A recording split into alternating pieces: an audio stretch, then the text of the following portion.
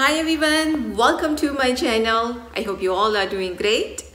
So from title of this video, you guys know what this video is all about. So the reason I decided to do this video is because every time in any of my videos when I talk about kids' achievement or their education, I always get at least a few comments about it like, can you explain more how the education system works here in the US?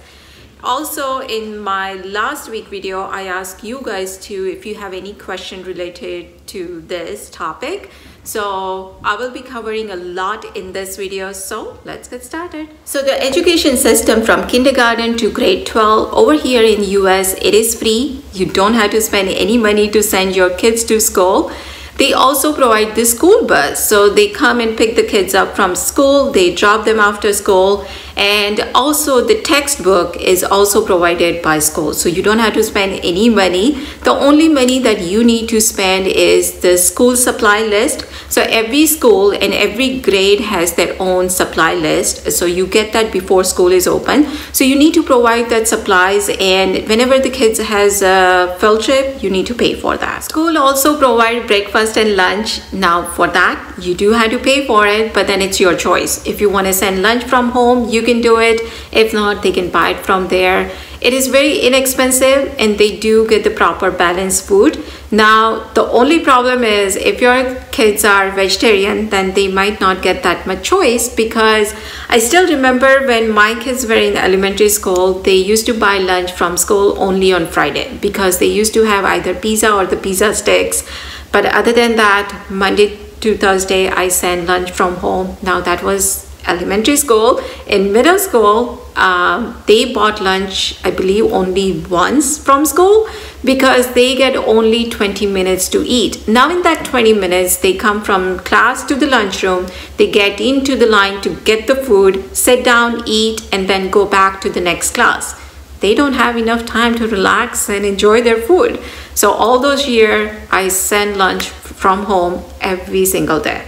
So that is the public school system. Now we do have the private school over here too, but that is the same as in India. So you do have to pay for the tuition, school bus, textbook, uniform, everything. You do have to pay for it. Now public education over here, it is as good as the private, if not sometime I would say it's a better. So 75% of the people over here, they do send their kids to the public school because you don't have to pay anything, but still they do get the proper education. Okay, so let's start when the kid can start kindergarten. So when they turn 5 years old, that's where they can go to school. But before that, if you want to send them to pre-K, you can do it. It is not required, and you do have to pay for it. Now, every state over here, they do have their cutoff date. That means kid has to be 5 years old before that cutoff date. So some state has like end of September, some of them has end of October. But let's say if your kid born on November 1st, then what you do? Well, in that case, you still have to hold them the entire year in order for them to go to kindergarten. So by the time they go to school, they are 6 years old. So we Asian parents, we always see it like they wasted 1 year. But if you see it from the American parents, even if the kid is born in July, so they are before the cutoff date, they still hold them until next year because they think that the kid will be young among the other kids and they can fit properly because now all the other kids are older than them. So even for that reason, they hold them for entire year. So we had the same case also because Aryan is born in December. Now when Raj started kindergarten, Aryan was at home with me. He was getting bored. So then we thought that let's put him in the preschool. So at least he can go there a few hours a day and he can socialize with other kids. Now it is a private school and we were looking there at different programs. So they offer us that why don't you put him in the private kindergarten. So by the time he goes to public school, he can straight go to first grade. And Asian parents mind because now we can save his 1 year. We say let's do it. But there is always but.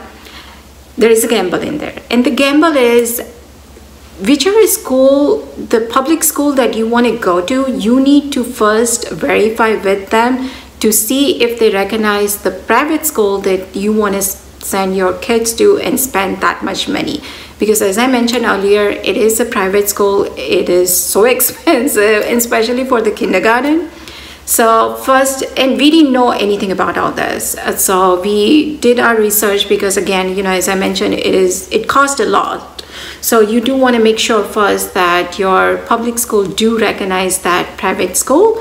So we went to our public school just to make sure that it is okay for our kid to go there and all that, and they say yes. But also they had that requirements that once you do that, once the kid come to us in the first grade, first few months we'll see how well he's performing, because if he doesn't perform well to our standard, we will put him back to the kindergarten. So think about it, guys, that you spend all that money, plus the time is gone, and now your kid is in first grade. After a few months, they decide that, okay, he's not well enough, he needs to go back to the kindergarten. So basically all that money is in drain. But luckily it did work out in our favor, and Aryan was not sent back to the kindergarten. But the major difference which I see education in India and over here is the grading system. So in India, I know we have a percentage, like you get 50, 60, 70%. Over here, when they are in elementary school, they get either S or S plus. That means satisfactory. Middle and high school, you see either A, B, C, D or F. F means you fail. A means anywhere from 90 to 100. B means anywhere from 80 to 89 and so forth. And I would say when they are in elementary school and middle school, don't put pressure on them and don't stress yourself out either, because elementary school is all about building habits. So surround them with such a good information, expose them to as many activities as you can. Take them to the park, take them to the library, put them in the dance classes, art classes, basketball class, whatever that you can think of it, because whatever the habit they create in elementary school, that will help them down the road. So once they are in middle school and high school, if they are glued to the TV or the game station and you want them to now focus on study, it's too late now. And I would say let the book be their best friend. You know, let them read as many books as they can. You can take them to the library, or even nowadays there is such a good educational toys out there. So just do your research and surround them with all that good information, because whatever the habit you created in elementary school, that's it. That's your investment years. After that, you don't have to worry about them at all. Also in India, I think everything is about numbers and timeline.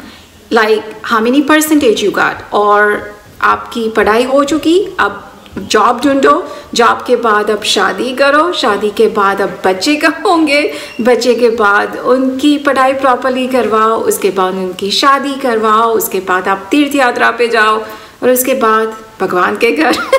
So it's like everything you have to do it in timely manner. Over here, it's not like that. You know, you can be 70 years old, you can go to college, do your classes, and it's all about what you like to do. It's not like what you have to do it because of the society or because of the social pressure. And that's why college look for the human and not the robot, because they don't want to see the brain with just the numbers. As I mentioned earlier, elementary school is all about building habits. Now they are in middle school.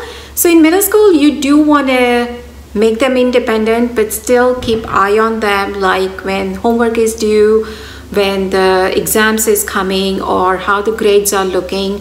And if you need to approach to teacher, it is very easy here. Once a year you do have a parents teacher conference. If not, whenever you feel like it, you can send them email.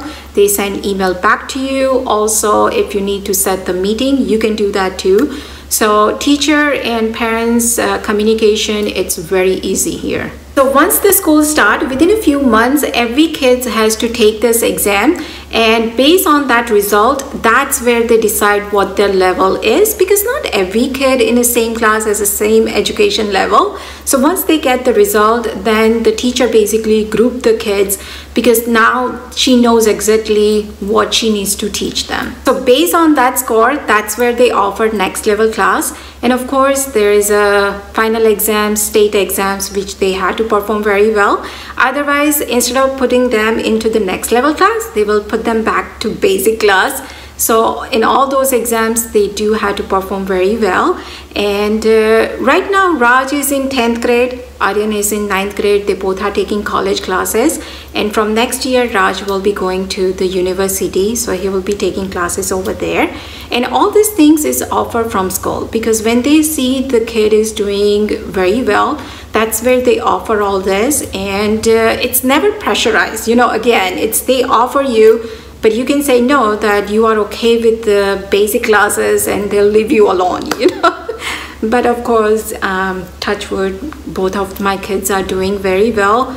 So the other question that I got it is when to take the SAT. Now SAT is the exams where kid has to take it if they want to go to college, university, whatever, right? So there's a two exam. There is a SAT and ACT. Now most of the colleges, they prefer SAT. There is quite a few difference between both of these exams. Now PSAT, the kids can take it and it is offered from school. They can take it when they are in 10th grade and 11th grade. Now SAT, it is required by the college, but school doesn't offer that. So for that, you had to take the other classes, and in your area you can check, because there is many classes that they offer. So either if you feel comfortable, you can take that exam by yourself. Of course, you have to go there, you have to pay the fees. They won't send you, the college board won't send you the package at home and you take it at home. It's not like that. But you can go there, you can take that, either the class itself, so they prepare you for the SAT, and then you take the exams, or if you want to just take the exams, most of them, they do offer that also. So when I say PSAT, that is the pre-SAT, which is offered by school in 10th and 11th grade. Some schools do offer in the 9th grade also, and every kid has to take that exam. Now SAT is the entrance exams if they want to go to college or university, and that is the whole another topic. So let me know if you are interested in that. I can talk about more in the other video, because it seems like this video is getting way too long. So if you have any other question, leave the comments below. I think I need to do the second part of this. So thank you so much for watching, guys. Take care. I hope all this information is helpful to you guys, and I will see you soon in my next video. Bye.